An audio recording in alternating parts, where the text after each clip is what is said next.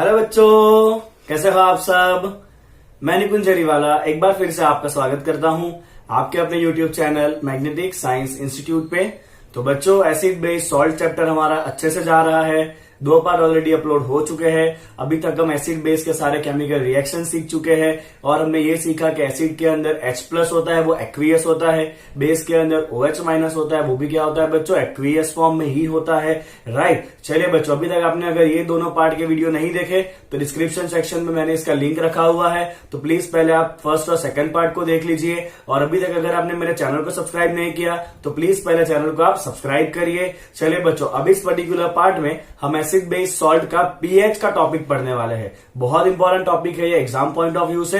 तो हम समझेंगे बच्चों कि पीएच क्या होता है, राइट, और वो पीएच का डेली लाइफ में क्या इंपॉर्टेंस है। ओके, एग्जाम में आप श्योर शॉर्ट समझ लोगे, इसका एक क्वेश्चन आपको आना ही आना है। चलिए बच्चों, तो स्टार्ट करते हैं with the pH of the acid and base. चलिए बच्चों, तो अभी तक हमने ऐसा पढ़ा कि जो एसिड बेस इंडिकेटर्स है उसको हम यूज करते हैं to distinguish between the acid and base. आपको याद होगा अलग अलग इंडिकेटर हमने सीखे थे, राइट। उसके अंदर हमने लिटमस सीखा था, फिनोल्फथालीन सीखा था, मिथाइल ऑरेंज सीखा था। ओके, फिर लास्ट पार्ट में बच्चों हमने सीखा कि जब हम डाइल्यूट करते हैं एसिड या बेस को तो concentration of H+ and OH- ion क्या होता है बच्चों, कम हो जाता है, राइट। अब ये जो H+ एंड OH- आयन है बच्चों, क्या उसको हम क्वांटिटेटिवली मेजर कर सकते हैं? क्या हम उसके नंबर फाइंड कर सकते हैं कि कितने H+ एंड OH- आयन है? Can we measure the amount of H+ and OH- ion in the solution quantitatively? Yes और नो? तो ये हम कर सकते हैं बच्चों, तो ये हम कर सकते हैं बाय यूजिंग, तो इसका आंसर मैं लिखूंगा बच्चों यस। कैसे करेंगे बच्चों? We will do it by using universal indicator. क्या यूज करेंगे बच्चों हम यहाँ पे? We will use universal indicator. चलिए बच्चों, यूनिवर्सल इंडिकेटर क्या है? तो यूनिवर्सल इंडिकेटर जो है it is a mixture of several indicator. क्या है बच्चों ये? It is a mixture of several indicators. चलिए, काम क्या आएगा बच्चों ये? तो ये जो यूनिवर्सल इंडिकेटर है ना, जिसके अंदर हमने बहुत सारे इंडिकेटर को मिक्स किया है, ये क्या करेगा बच्चों? It shows different colour, it shows different color at different concentration of H+ ions। Okay, तो सॉल्यूशन में H+ आयन के हिसाब से ये जो यूनिवर्सल इंडिकेटर है वो क्या दिखाएगा बच्चों? कलर दिखाएगा। तो यूनिवर्सल इंडिकेटर के कलर से आप पता लगा सकते हो कि H+ आयन कितने हैं, ज्यादा है कि कम है। ओके फाइन, तो आपको ये क्लियर हो गया यूनिवर्सल इंडिकेटर क्या है वो। ओके, अलग अलग इंडिकेटर का मिक्सचर है जो एसिड बेस के साथ आपको अलग अलग कलर दिखाएगा as per the concentration of H+ ion. ठीक है, चलिए बच्चों, अब यहां पे आता है आपका पीएच स्केल। चलिए, आप पहले ये सोच लीजिए पीएच स्केल है क्या। तो H+ और OH- आयन कितना है, अगर उसको हमें नंबर देना हो तो उसको नंबर देने का जो स्केल है ना बच्चों, उसे हम कहते हैं पीएच स्केल। तो पीएच स्केल जो है ना बच्चों, it is a scale of measuring hydrogen ion, that is H+ ion concentration in solution। क्या है बच्चों ये? It is the scale to measure H+ ion concentration in the solution। Okay fine. जिस तरह से हम वेट मेजर करने के लिए किलोग्राम लेते हैं, डिस्टेंस मेजर करने के लिए मीटर लेते हैं, उसी तरह से सॉल्यूशन में कितने H+ या कितने OH- आयन है वो पता करने के लिए का स्केल जो है वो कौन सा है बच्चों? पीएच स्केल है। ठीक है, चलिए बच्चों, ये पी का मतलब क्या है? तो पी जो है ना वो जर्मन वर्ड है और ये पी का मतलब होता है बच्चों पोटेंस। क्या मतलब होता है? पी का पोटेंस, और पोटेंस का मतलब है पावर। तो एक्चुअली ये पीएच का मतलब है पोटेंस ऑफ एच, मतलब पावर ऑफ एच। चलिए बच्चों, पीएच स्केल जो है वो कहां से कहां रेंज करता है, बहुत इंपॉर्टेंट है। पीएच का जो स्केल है ना बच्चों, वो 0 से लेके 14 तक रेंज करता है। कितना करता है पीएच का स्केल बच्चों? 0 से लेके 14 तक। अगर पीएच 0 है तो ये क्या दिखाता है बच्चों? वेरी एसिडिक या हाईली एसिडिक। कौन? PH value 0। और पीएच वैल्यू 14 क्या दिखाता है बच्चों? ये दिखाता है वेरी बेसिक या हाईली बेसिक या alkaline. Basic is also alkaline call, right. तो पीएच होता है बच्चों 0 to 14, 0 फॉर हाईली एसिडिक और 14 किसके लिए होता है बच्चों? फॉर हाईली बेसिक होता है। ठीक है, तो बच्चों आपको ध्यान क्या रखना है, अगर सॉल्यूशन ज्यादा एसिडिक है, ओके, ज्यादा एसिडिक इस तरफ है ना, वेरी एसिडिक तो पीएच कैसा होगा बच्चों, कम होगा। फॉर मोर एसिडिक पीएच कैसा होता है बच्चों, जितना बने उतना कम होगा। और अगर सॉल्यूशन बच्चों बेसिक है तो बेसिक सॉल्यूशन का पीएच कितना होगा बच्चों, ज्यादा होगा, पीएच इज मोर। ठीक है, चलिए बच्चों आगे बढ़ते हैं अब। चलिए बच्चों कुछ बहुत इंपॉर्टेंट यहां पे बनाने जा रहे हैं हम, ओके, जिसे हम कहेंगे variation of pH with H plus concentration. चलिए तो आप क्या करेंगे बच्चों, ऐसा एक बॉक्स बनाएंगे। ठीक है, ओके, चलिए बच्चों ये बॉक्स रेडी हो गया अपना, फाइन। चलिए यहां पे बच्चों आपका जो पीएच का वैल्यू है इस एंड के ऊपर वो कैसा है बच्चों, 0 है, और इस एंड के ऊपर पीएच का वैल्यू कितना है बच्चों आपका, 14 है। ओके फाइन, और यहाँ पे बीच का लाइन खींचिए आप, तो बीच में आपका पीएच कितना होगा बच्चों, ऑब्वियसली 7 होगा। इतना आया बच्चों आपको समझ में। अब यहाँ पे पीएच 0 है, पीएच 0 में हमने क्या सीखा था, इट इज हाईली एसिडिक। तो बच्चों एसिड में कौन सा आयन होता है बताइए, तो H प्लस आयन होगा, यस और नो। मतलब यहाँ पे ये पूरा आपका कौन सा आयन है बच्चों, H प्लस आयन है। चलिए यहाँ पे आपका सॉल्यूशन कैसा है बच्चों, हाईली बेसिक है। चलिए बेस में कौन सा आयन होता है बच्चों, OH माइनस होता है। मतलब यहाँ पे ये पूरा क्या है बच्चों आपका OH माइनस आयन है, यस और नो। कितना क्लियर बच्चों आपको, फाइन। तो मैं ऐसा कहूं कि यहाँ पे मेरा जो H प्लस या OH माइनस है वो किस तरह वेरी होगा, है ना। तो हम क्या करेंगे बच्चों, यहां से लेके उधर तक एक लाइन खींचेंगे, कॉर्नर टू कॉर्नर, राइट। चलिए ये बच्चों आपका लाइन आ गया है कॉर्नर टू कॉर्नर। ठीक है, चलिए बच्चों तो ये जो है ना, इस एंड के ऊपर H प्लस सबसे ज्यादा है। जैसे जैसे आप आगे जाओगे वैसे वैसे क्या हो रहा है, H प्लस कम हो रहा है, और इधर पहुंचते पहुंचते H प्लस खत्म हो गया, बिकॉज H प्लस है ही नहीं यहाँ पे। तो PO यहाँ पे तो क्या है, OH माइनस है, बिकॉज बेस है। सिमिलरली यहाँ पे OH माइनस सबसे ज्यादा है, बिकॉज यहाँ पे pH 14 है, मतलब बेस है, तो OH माइनस होगा उसके पास। जैसे जैसे आप इस तरफ जाओगे pH कम होगा, तो साथ में क्या होगा, OH माइनस भी कम होगा, बिकॉज सोल्यूशन धीरे धीरे एसिडिक बनता जाएगा, और 0 पे आते आते OH पूरा खत्म ही हो जाएगा और पूरा H प्लस आ जाएगा। तो इस तरह बच्चों आपका H प्लस का लाइन वेरी हो रहा है। ये ऊपर वाला जो है बच्चों वो H प्लस का लाइन है, और जो नीचे वाला है वो क्या है बच्चों, OH माइनस का वेरिएशन है। चलिए बच्चों pH 7 पे देखिए क्या दिख रहा है आपको, H प्लस जितना है उतना ही OH माइनस है। कहां पे बच्चों, pH इक्वल टू 7 के ऊपर। तो pH इक्वल टू 7 क्या होता है बच्चों आपका, न्यूट्रल होता है। क्या होता है, pH इक्वल टू 7 जो है वो न्यूट्रल होता है। चलिए आप जैसे जैसे इस तरफ जाओगे 7 से 0 की तरफ, ठीक है ना, क्या हो रहा है बच्चों, 7 से 0 जाइए, H प्लस बढ़ रहा है धीरे धीरे। H प्लस बढ़ेगा मतलब एसिडिक नेचर बढ़ेगा, तो इस तरफ क्या होगा बच्चों आपका, एसिडिक नेचर इंक्रीज होगा।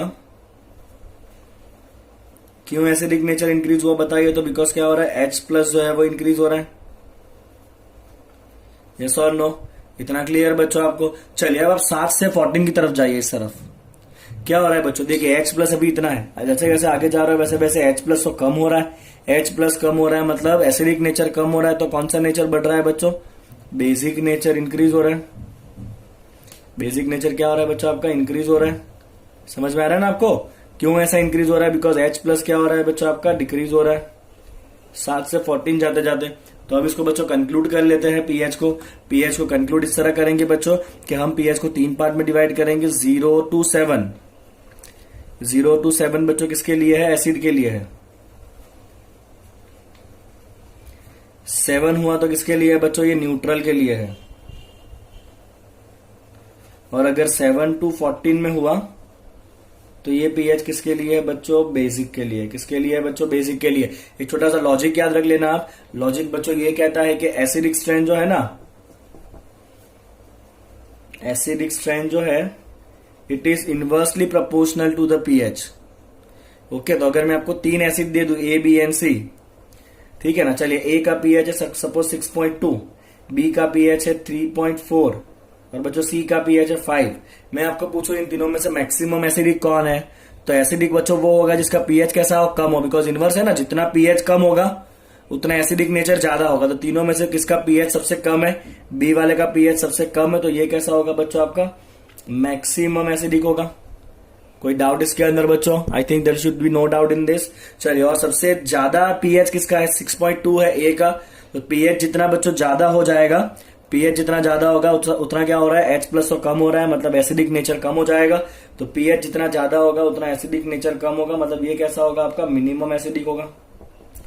समझ में आया बच्चों आपको इतना, ठीक है। चलिए उसी तरह से अगर आपको बेसिक स्ट्रेंथ चेक करना है, ओके, अगर आपको क्या चेक करना है बच्चों, बेसिक स्ट्रेंथ चेक करना है, तो बेसिक स्ट्रेंथ क्या होता है बच्चों, डायरेक्टली प्रोपोर्शनल टू पीएच देगा। जैसे जैसे आपका पीएच बढ़ा ना, 7 से 14 हुआ, वैसे वैसे बेसिक नेचर भी बढ़ा। समझ रहे हो आप, 7 से 14 हुआ पीएच, तो वैसे वैसे क्या हुआ, बेसिक नेचर भी इंक्रीज हो रहा है। तो अगर आपको मैं 3 बेस दे दूं बच्चों, ए बी सी, सपोज ये ए का जो पीएच है वो कितना है बच्चों, 10 है। बी जो है वो, बी का अगर पीएच ले लेते हैं अपने 12, और सी का पीएच आपने ले लिया सपोज 9, तो मैं पूछूं तीनों में से सबसे ज्यादा बेसिक कौन है, तो बेसिक के लिए पीएच कैसा होना चाहिए, ज्यादा होना चाहिए। सबसे ज्यादा पीएच किसका है बच्चों, बी का है, तो बी कैसा होगा आपका, मैक्सिमम बेसिक होगा, कोई कंफ्यूजन नहीं होना चाहिए। ओके, और मिनिमम बेसिक कौन होगा, तो मिनिमम बेसिक वो होगा जिसका पीएच जो है वो कम हो, बिकॉज डायरेक्ट रिलेशन है। तो मिनिमम पीएच किसका है, 9 है बच्चों, तो ये कैसा होगा आपका, मिनिमम बेसिक होगा। ठीक है, चलिए बच्चों, अब यहाँ पे ना पीओएच भी होता है एक टर्म। पीओएच जो है ना बच्चों, पीओएच आपका होता है potence of OH minus ion, potence of OH minus ion. तो मैं यहाँ पे ज्यादा डिटेल में नहीं लूंगा इसको, बिकॉज ये आपके एनसीईआरटी के सिलेबस का पार्ट नहीं है, पीएच का फॉर्मूला और पीएच के न्यूमेरिकल्स। जितना एनसीईआरटी में उतना ही हम अच्छे से करेंगे। तो पीएच और पीओएच को अगर आप प्लस करोगे ना बच्चों, तो वो ऑलवेज कितना होता है, 14 होता है। कितना होता है वो, always 14। PH plus pOH is always equal to 14। एक छोटा सा रिलेशन है, आपको याद रखना है। ठीक है, चलिए बच्चों आगे बढ़ते हैं अब यहां से। चलिए बच्चों, अब हम सीखेंगे पीएच पेपर के बारे में। ओके, तो मार्केट में आप लैब में भी जाओगे बच्चों, या इंडस्ट्रियल लेवल पे भी, पीएच मेजर करने के लिए सीधा एक पेपर जैसा होता है, और आपको क्या करना है बच्चों, उस पेपर को आपको सॉल्यूशन के अंदर डीप करना है, और वो पेपर का जो कलर होगा, वो कलर के हिसाब से आप बता सकते हो कि सॉल्यूशन का पीएच कितना होना चाहिए। तो मैं अगर आपको सिंपल सा बच्चों की एग्जाम्पल दूं, सपोज ये आपका पीएच पेपर है, राइट, तो एक पट्टी जैसा ही होता है ये। ओके, तो बच्चों ये जो पीएच पेपर है वो अलग अलग कॉन्सेंट्रेशन पे अलग अलग कलर देगा। क्या करेगा ये pH paper, it gives different colour at different concentration of H plus ion. Okay, चलिए बच्चों, तो मैंने पीएच पेपर के ऊपर 14 मार्किंग कर लिया है। यहाँ पे पीएच वैल्यू है आपका 0, 1, 2, 3, 4, 5, 6, 7, 8, 9, 10, 11, 12, 13 एंड 14। ठीक है, चलिए बच्चों, अगर आपको अलग अलग सब्सटेंस के अंदर ये पीएच पेपर डालना है, सपोज आपने ये पीएच पेपर को सबसे पहले डाला बच्चों, लेट्स कंसिडर आपने इसको ऐड किया गैस्ट्रिक जूस के अंदर। किसके अंदर बच्चों आपने इसको ऐड किया, गैस्ट्रिक जूस में अगर आप ऐड करोगे, राइट, ये पीएच पेपर को अगर आप गैस्ट्रिक जूस में डीप करोगे ना बच्चों, तो ये पीएच पेपर का जो कलर है ना वो एकदम से रेड हो जाएगा। कैसा हो जाएगा, पीएच पेपर का जो कलर है वो एकदम से रेड हो जाएगा, राइट, मतलब कलर जो है ना वो कुछ ऐसा पकड़। चलिए बच्चों, दिख रहा है आपको मैंने क्या किया, इसको कलर कर दिया है, राइट। यहाँ पे एकदम डार्क रेड है, धीरे धीरे रेड इंटेंसिटी कम हुआ, और फिर 7 के बाद कलर कैसा हो रहा है, धीरे धीरे ब्लू हो रहा है। ओके, तो मैं आपको ये बताना चाहता हूं कि आपका कौन सा कलर आएगा अगर आपने इस पीएच पेपर एक्चुअली व्हाइट ही है, राइट। जैसे आप इसको गैस्ट्रिक जूस में डालोगे ना बच्चों, तो आपका कलर जो है ना वो कुछ इस रेंज में आपको कलर मिलने वाला है। यहाँ पे कुछ इधर आपको कुछ कलर मिलेगा, ये वाला कलर। किसके लिए बच्चों, फॉर गैस्ट्रिक, जिसको मैं 1 नाम दे रहा हूं। तो 1 जो है ना बच्चों आपका पहला सब्सटेंस, उसके लिए आपको ये वाला कुछ कलर मिलना है, और ये कलर जो है वो कौन सा पीएच इंडिकेट करता है, तो ये इंडिकेट करता है पीएच कुछ 1 के आजू बाजू होना चाहिए। और गैस्ट्रिक जूस का पीएच जो है बच्चों वो कितना होता है, 1.2 होता है। कितना होता है गैस्ट्रिक जूस का पीएच, 1.2 होता है, राइट। चलिए, उसी तरह बच्चों आपको सेकंड सब्सटेंस लेना है लेमन जूस। क्या लोगे आप सेकंड सब्सटेंस बच्चा, लेमन जूस लेने वाले हो। ओके, आप व्हाइट कलर का पीएच पेपर होगा, उसको लेमन जूस में डालो, और आप ऑब्जर्व करोगे ना बच्चों, तो आपका कलर जो है ना वो कुछ रेड आएगा, बट इतना ज्यादा रेड भी नहीं होगा। तो यहाँ पे बच्चों आपका सेकंड सब्सटेंस होगा कौन सा, लेमन जूस। तो ये कलर से आप पता कर सकते हो बच्चों के पीएच कितना होना चाहिए, कुछ 2 और 3 के बीच में होना चाहिए। तो एक्चुअली लेमन जूस का पीएच होता है बच्चों 2.2। समझ आ रहा है आपको किस तरह से ये पीएच पेपर को यूज करना है वो। ओके, चलिए बच्चों, तीसरा जो सब्सटेंस है ना आपका, वो हम लेने वाले प्योर वाटर लेंगे। ओके, या तो फिर बच्चों आप ब्लड ले लो। तो बच्चों आप ऑब्जर्व करोगे कि प्योर वाटर या ब्लड का जो केस है ना, उसके अंदर कलर जो है ना वो इतना ज्यादा रेड भी नहीं होगा, इतना ज्यादा ब्लू भी नहीं होगा, आपको कुछ थोड़ा सा ऑरेंज जैसा कलर देखने मिलेगा, और ये रेंज में आपको कुछ कलर आएगा उसका, ये रेंज में यहाँ पे। ओके, इस रेंज में बच्चों आपका उससे कुछ कलर आने वाला है, फाइन। और ये जो है ना वो किसके लिए, आपका तीसरा सब्सटेंस जो प्योर वाटर या ब्लड है, तो इससे आप गैस कर सकते हो कि जो पीएच होगा ना प्योर वाटर का वो कितना होगा, 7 के आजू बाजू होगा। और एक्चुअली कितना होता है ब्लड और वाटर का पीएच होता है 7.4। ओके, सिमिलरली बच्चों आप मिल्क ऑफ मैग्नीशिया ले लो, MgOH ट्वाइस होता है मिल्क ऑफ मैग्नीशिया। तो मिल्क ऑफ मैग्नीशिया के सॉल्यूशन में आप पीएच पेपर को डीप करोगे बच्चों, तो आपका जो पीएच है, आपका जो कलर है ना पेपर का, वो थोड़ा सा ब्लू हो जाएगा, राइट। और वो कौन सा सब्सटेंस है, आपका चौथा सब्सटेंस जो है वो मिल्क ऑफ मैग्नीशिया, वो इस कलर में आएगा रेंज में। तो यहां से आप गैस कर सकते हो कि बच्चों उसका पीएच कितना होगा, कुछ 10 होगा मिल्क ऑफ मैग्नीशिया का। और पांचवा सब्सटेंस बच्चों हम लेने वाले हैं सोल्यूशन ऑफ सोडियम हाइड्रोक्साइड। किसका सॉल्यूशन लेंगे बच्चों हम, सॉल्यूशन ऑफ सोडियम हाइड्रोक्साइड। हमें पता है ये हाईली बेसिक है। Okay, solution of sodium hydroxide NaOH। इसके अंदर आप जैसे ही बच्चों पीएच पेपर डालोगे ना तो एकदम डार्क ब्लू कलर हो जाएगा, एकदम डार्क ब्लू कलर हो जाएगा। और यहां से हमें पता चलेगा कि उसका पीएच कितना है बच्चों, 14 है। तो इस तरह से हम पीएच पेपर को यूज कर सकते हैं। पीएच पेपर क्या करेगा बच्चों, अलग अलग कॉन्सेंट्रेशन के ऊपर अलग अलग कलर दिखाएगा। ओके, और ये एक्चुअली पीएच पेपर के ऊपर ना जो हमने यूनिवर्सल इंडिकेटर बनाया था ना, वो यूनिवर्सल इंडिकेटर ही इसके ऊपर इंप्रेग्नेट किया होता है पूरा। और जैसे यूनिवर्सल इंडिकेटर एसिड बेस के कांटेक्ट में आता है तो आपको एक पर्टिकुलर कलर मिलेगा, और वो कलर से आप गैस कर सकते हो कि वो जो आपका सॉल्यूशन है वो एसिड है कि बेस है। अगर रेड जैसा कलर आया तो एसिड होगा, ब्लू जैसा कलर आया तो बेस होगा। समझ आ रहा है बच्चों आपको। और रेड और ब्लू के कलर के इंटेंसिटी को देख के आप पता कर सकते हो कि वो कितना ज्यादा एसिडिक है या कितना ज्यादा बेसिक है। अगर एकदम डार्क रेड कलर आया तो एकदम स्ट्रॉन्ग एसिड होगा, अगर एकदम डार्क ब्लू कलर आया तो वो कैसा होगा, एकदम स्ट्रॉन्ग बेस होगा। समझ आ रहा है आपको इतना। तो ये हो गया बच्चों आपका पीएच पेपर का टॉपिक, क्लियर आपको इतना। चलिए बच्चों आगे बढ़ते हैं अब। चलिए बच्चों अब बारी है स्ट्रॉन्ग एसिड और वीक एसिड के बारे में बात करने की। तो स्ट्रॉन्ग एसिड वो होता है बच्चों which produce more number of H+ ion, which produce more amount of H+ ion. Okay, जो ज्यादा H+ आयन प्रोड्यूस करेगा वो कैसा होता है बच्चों, स्ट्रॉन्ग एसिड होता है। जैसे कि HCl हो गया, H2SO4 हो गया, या HNO3 हो गया। तो ये सारे कैसे है बच्चों, स्ट्रॉन्ग एसिड है। चलिए वीक एसिड वो होता है जो कम अमाउंट में H+ प्रोड्यूस करेगा। Weak acid is one which produce less amount of H+ ion. Example देता हूं बच्चों आपको इसका मैं, राइट। तो बच्चे इसका एग्जाम्पल आप ले सकते हो एसिटिक एसिड CH3COOH, ठीक है, या आप ले लो HCN हाइड्रोसाइनिक एसिड। तो ये सारे जो है बच्चों वो वीक एसिड, और भी बहुत सारे हैं, अभी आप 2 को याद रखिए, इनफ है उतना। उसी तरह अगर स्ट्रॉन्ग बेस हो तो आप क्या करोगे बच्चों, स्ट्रॉन्ग बेस क्या करेगा, it will produce more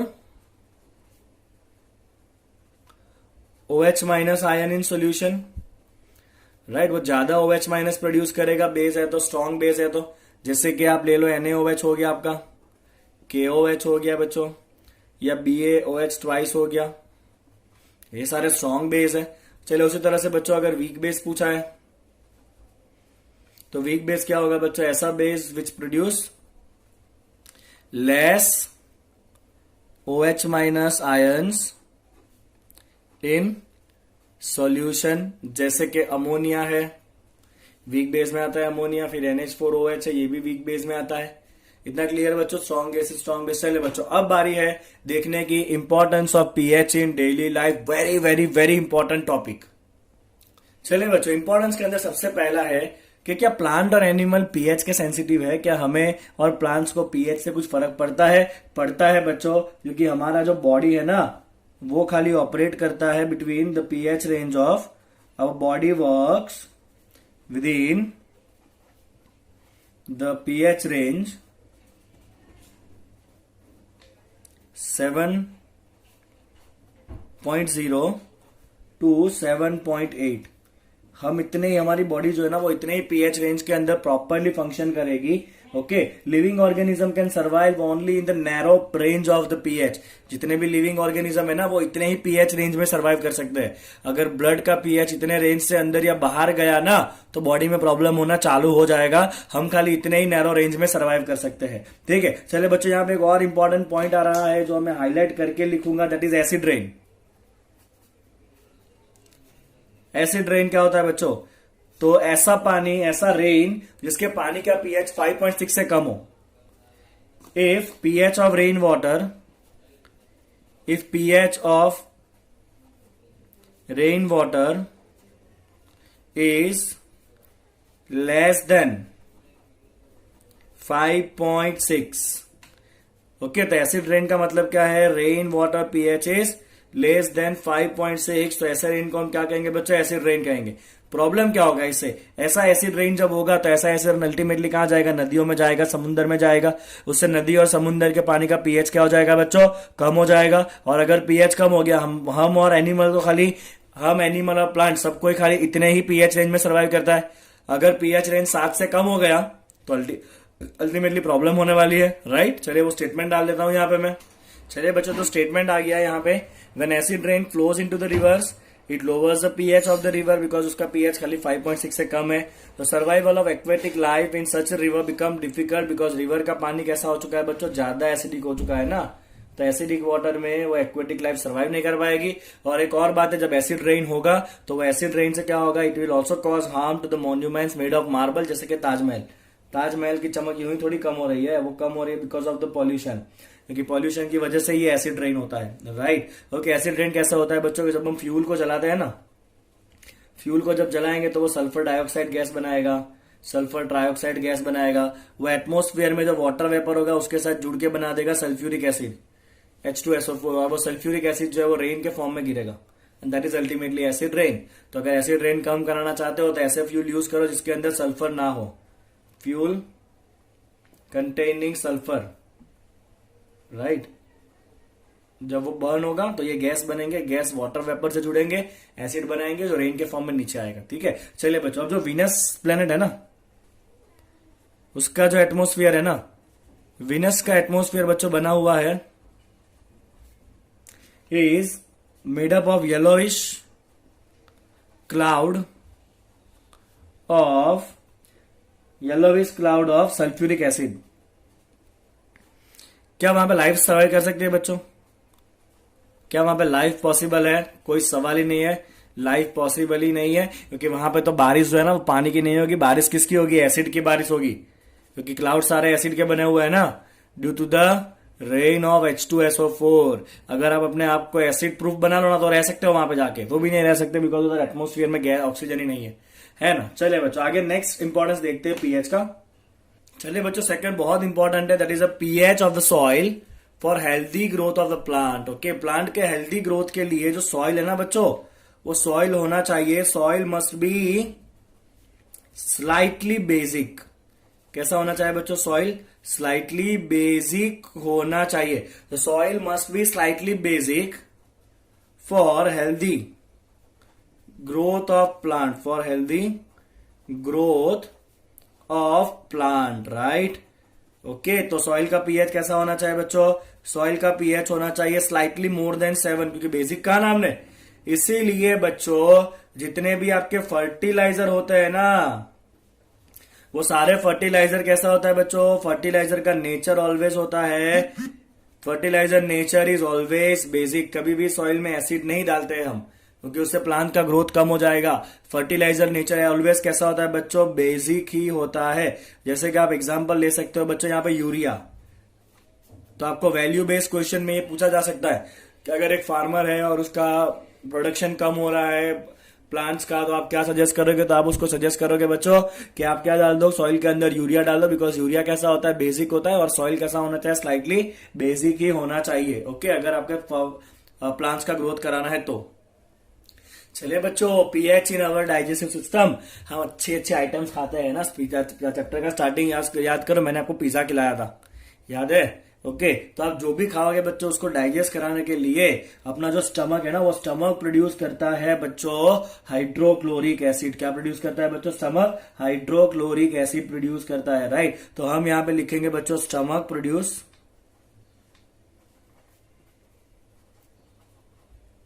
hydrochloric acid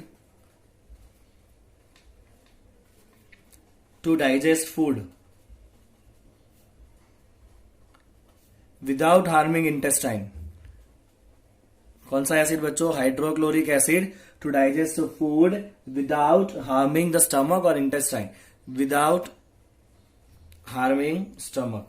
और बच्चों आपको जान के हैरानी होगी कि ये जो एसिड प्रोड्यूस हो रहा है ना HCl, ओके, वो एक दिन में करीब 20 लीटर जितना प्रोड्यूस होता है, राइट। और उसका कॉन्सेंट्रेशन बच्चों इतना ज्यादा होता है, इतना ज्यादा होता है उसका कॉन्सेंट्रेशन कि आपका आयरन नेल जो होगा ना वो भी उसमें इजीली पिघल जाएगा, राइट। चलिए बच्चों, तो stomach produce hydrochloric acid to digest the food without harming the stomach, okay.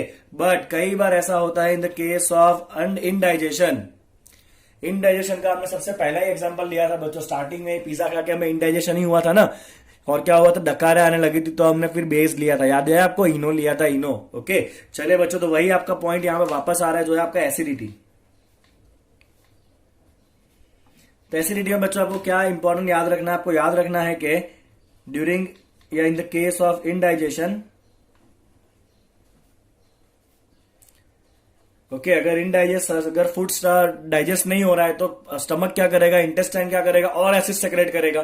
During the indigestion stomach produce large quantity of excess hydrochloric acid. अगर एसिड इतना ज्यादा हो गया तो फिर तो पेन होना है, इरिटेशन होना है, राइट। चलिए बच्चों, this causes pain and irritation, और इस कंडीशन को ही बच्चों हम कहते हैं एसिडिटी। क्या कहते हैं बच्चों, इस कंडीशन को हम एसिडिटी कहते हैं। चलिए बच्चों, अगर एसिडिटी में अब रिलीफ चाहिए तो ऑब्वियस है कि आपको कुछ बेसिक सब्सटेंस लेना पड़ेगा, तो ही तो एसिड न्यूट्रल होगा ना, एसिड ज्यादा बन गया है। तो for relief in acidity basic substances are used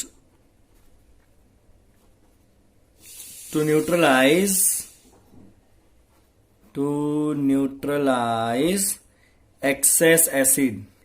जो एक्सेस अमाउंट में एसिड हुआ है पेट के अंदर उसको न्यूट्रल करने के लिए बेस डालेंगे। और जनरली बच्चों हम यूज करते हैं milk of magnesia MgOH twice is used, okay. क्यों MgOH ट्वाइस यूज करेंगे बच्चों, एक तो वो बेसिक है, राइट, क्या है बच्चों, वो बेसिक है, और कैसा है वापस, वो माइल्ड है, ओके। तो MgOH twice which is called as milk of magnesia.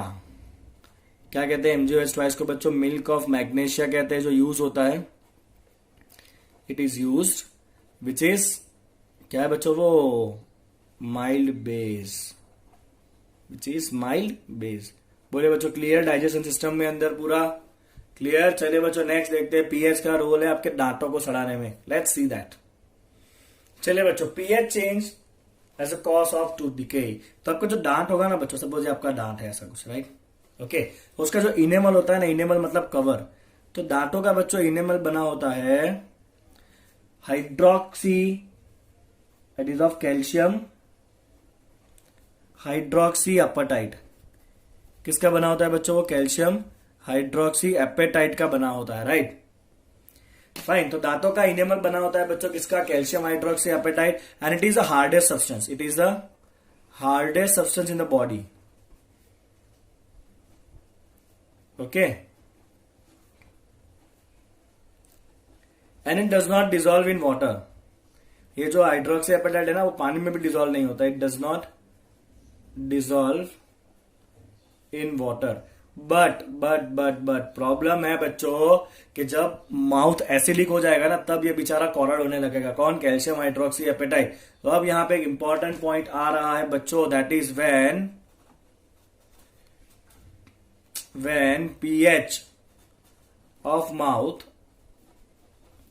become less than 5.5, pH कम हो रहा है 5.5 से, मतलब एसिडिक हो रहा है mouth, okay. when the pH of the mouth become less than 5.5, तो ये जो इनेमल है ना, वो कॉरड होना स्टार्ट हो जाएगा। दिस इनेमल स्टार्ट कॉरोडिंग, मतलब अब आपके दांत जो है ना वो सड़ना चालू हो जाएंगे। तो टूथ कोरोजन बच्चों कब होगा, टूथ कोरोजन होगा when the pH is less than 5.5। कब होगा बच्चों ये, when the pH is less than 5.5। अब बच्चों सवाल ये है कि pH 5.5 से कम कैसे होगा। तो उसका जो रीजन है ना बच्चों, वो है degradation of sugar and food particles remain in your mouth या remain in between the teeth. Okay, आप खाना खाओगे तो खाने के जो भी पार्टिकल दांतों के बीच में फंसे रह जाएंगे ना, remain in between the teeths, ये सारे पार्टिकल क्या हो जाएंगे, they will start decomposing. Okay, they will start decomposing. कौन डिकम्पोज करेगा इसको? By bacteria in the mouth. तो बैक्टीरिया क्या करेगा बच्चों, आपके मुंह के अंदर जो भी शुगर या फूड के पार्टिकल रह जाएंगे उसको डिकम्पोज करेगा और उससे एसिड बनता है, right, which produce acid.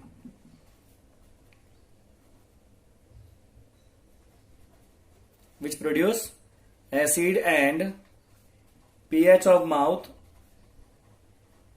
Acid बन रहा है ना, मतलब पीएच क्या होगा, कम होगा, and the pH of mouth decrease then 5.5। ठीक है बच्चों, ओके। चलो, तब याद ऐसे रखोगे बच्चों के जो फूड एंड शुगर पार्टिकल रह जाएंगे मुंह में, बैक्टीरिया क्या करेगा, उसको डिकम्पोज करके एसिड बनाएगा, और अगर एसिड बना, अगर उसका पीएच लेस देन 5.5 गया, तो फिर ये जो टीथ का रक्षक है आपका बॉडीगार्ड, कौन है, कैल्शियम हाइड्रोक्सी एपेटाइट, वो कोरोड होना चालू हो जाएगा। तो बच्चों आप क्या करोगे to prevent the tooth decomposition या टूथ डीके, आप क्या करोगे? चलिए बच्चों बताइए, to prevent it, to prevent tooth decay आप क्या करोगे? तो मैं तो सबसे पहले बच्चों खाने के बाद ना मुंह धो लूंगा, मुंह धो लूंगा तो फूड पार्टिकल बचने ही नहीं है, सबसे पहली बात, राइट। तो क्या करेंगे बच्चों हम, cleaning of mouth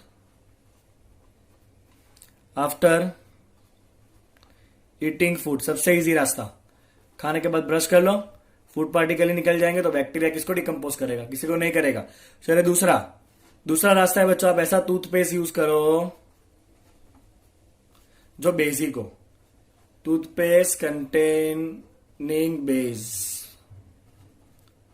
must be used. बताइए इसका रीजन।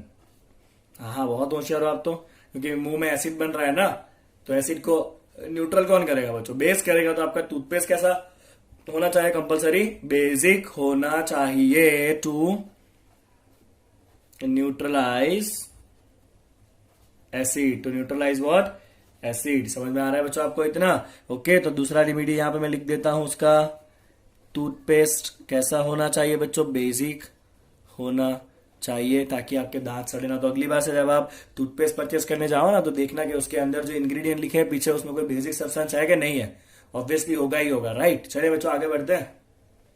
चलिए बच्चों, आखिरी आपका self defence by the animals and plants through the chemical warfare. कभी चींटी ने आपको काटा है, ओके, या कभी बी ने आपको काटा है?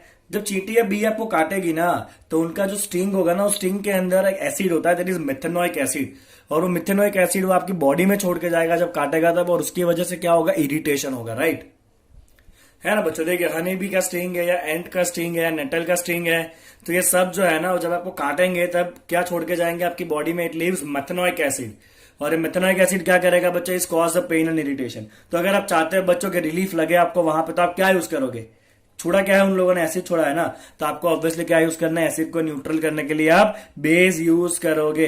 तो to get relief from that use क्या यूज करेंगे बच्चों हम, माइल्ड बेस। माइल्ड बेस घर पे क्या होता है, घर पे होता है माइल्ड बेस, कौन सा होता है बच्चों, बेकिंग सोडा लगा दो आप वहां पे। क्या लगा दोगे आप वहां पे, baking soda. To use the mild base baking soda, that is Na2CO3, okay, into 10H2 आप यूज कर सकते हो, या आप हम आगे पढ़ने ही वाले, वैसे भी सॉल्ट में आएगा ये, ओके। तो उस बी के स्टिंग में मेथेनोइक एसिड होगा, वो पेन इरिटेशन कॉज करेगा, उसको रिलीफ करने के लिए हम क्या यूज करेंगे, माइल्ड बेस यूज करेंगे। जो क्या कौन है माइल्ड बेस, बेकिंग सोडा, किससे क्या हो जाएगा, न्यूट्रल हो जाएगा वो जो एसिड है वो। क्लियर बच्चों इतना? ठीक है, चलिए आगे बढ़ते हैं अब। ओके, चलिए बच्चों एक लास्ट पॉइंट मैं आपको बताता हूं, एंड दैट इज मिल्कमैन जो होता है ना, मिल्कमैन दूध वाला, वो अपने दूध के अंदर ऐड करता है बेकिंग सोडा। क्यों ऐड करता है, मिलावट कर रहा है दूध में ना, वो अपने दूध में क्या ऐड करता है बच्चों, बेकिंग सोडा ऐड करता है Na2CO3 into 10H2O। Okay, baking soda कैसा होता है बच्चों, नेचर में बेस होता है। Milkman add baking soda Na2CO3 into 10H2O into the which is basic in nature. Why? Reason ये है बच्चों कि जो मिल्क होता है ना, दैट मिल्क कंटेन लैक्टोज। ये आपको पता ही होगा, राइट? मिल्क क्या कंटेन करता है बच्चों, लैक्टोज नाम का एंजाइम कंटेन करता है। Milk contain lactose. लैक्टोज क्या करेगा बच्चों, लैक्टोज जो है ना वो प्रोड्यूस करेगा लैक्टिक एसिड। अगर ये लैक्टिक एसिड बच्चों ज्यादा हो गया ना मिल्क में, तो मिल्क जो है ना वो फट के दही बन जाएगा, बराबर? तो दूध खराब हो जाएगा। तो इसीलिए लैक्टिक एसिड को न्यूट्रल करने के लिए, ये जो लैक्टिक एसिड बन रहा है ना लैक्टोज की वजह से, उसको न्यूट्रल करने के लिए आपको बेस लेना पड़ेगा। टू न्यूट्रलाइज इट क्या लेना पड़ेगा बच्चों, बेस इज यूज। और ऐसा कौन सा बेस है जिसको आप आराम से खा भी सकते हो, that is baking soda. Okay, तो इसीलिए मिल्कमैन जो है वो दूध में क्या ऐड करता है बच्चों, बेकिंग सोडा ऐड करता है। समझ में आया आपको इतना? क्लियर? चलिए अब एक लिस्ट आपको दे देता हूं, अलग अलग सब्सटेंस के अंदर कौन सा एसिड होता है उसका एक लिस्ट दिया हुआ है बुक में। तो सबसे पहला है बच्चों विनेगर। विनेगर चाइनीज के ऊपर सलाद में आप डाल के खाते हो ना पानी जैसा, तो वो विनेगर के अंदर होता है बच्चों एसिटिक एसिड। क्या होता है विनेगर के अंदर, एसिटिक एसिड होता है। सिमिलरली जो ऑरेंज होता है, ओके, नारंगी का जूस पीते हो ना आप, तो उसके अंदर होता है बच्चों सिट्रिक एसिड। कौन सा एसिड होता है ऑरेंज के अंदर, सिट्रिक एसिड होता है। सिमिलरली टमरिंड, इमली, टमरिंड के अंदर होता है बच्चों टार्टरिक एसिड। क्या होता है टमरिंड के अंदर, टार्टरिक एसिड होता है। सिमिलरली टोमेटो, टमाटर के अंदर होता है बच्चों ऑक्जेलिक एसिड। कौन सा एसिड होता है टमाटर में, ऑक्जेलिक एसिड होता है। सारी की सारी चीजें खट्टी है, राइट? सिमिलरली कर्ड होगा, कर्ड, कर्ड पता है ना, दही, दही के अंदर होता है बच्चों लैक्टिक एसिड। अभी डिस्कशन हुआ अपना, क्या होता है बच्चों, दही के अंदर होता है आपका लैक्टिक एसिड होता है दही में, ठीक है। सिमिलरली लेमन, नींबू में भी होता है सिट्रिक एसिड। नींबू जो है ना वो लेमन का, नींबू जो है ना वो ऑरेंज का छोटा भाई है ना। चलो सिट्रिक एसिड होगा। सिमिलरली एन स्ट्रिंग या फिर बी स्ट्रिंग या फिर नेटल स्ट्रिंग, अभी ऊपर हुआ ना ये तो इन सब स्ट्रिंग के अंदर होता है मेथेनॉइक एसिड। क्या होता है बच्चों, सारे स्ट्रिंग के अंदर होता है मेथेनॉइक एसिड, राइट? तो यहां पे बच्चों आपका पीएच का टॉपिक कंप्लीट होता है। पीएच आपको ये बताएगा कि जो कंपाउंड है वो कितना ज्यादा एसिडिक है, कितना ज्यादा बेसिक है। पीएच अगर कम हुआ तो एसिडिक होगा, पीएच ज्यादा हुआ तो बेसिक होगा। और हमने सीखा कि किस तरह से पीएच जो है वो डेली लाइफ में भी इंपॉर्टेंट है। ओके, चलिए बच्चों, अपना आखिरी पार्ट बचता है, that is all about the salt, जो हम डिस्कशन करेंगे नेक्स्ट वीडियो लेक्चर में। Please like the video, subscribe the channel. Thank you so much.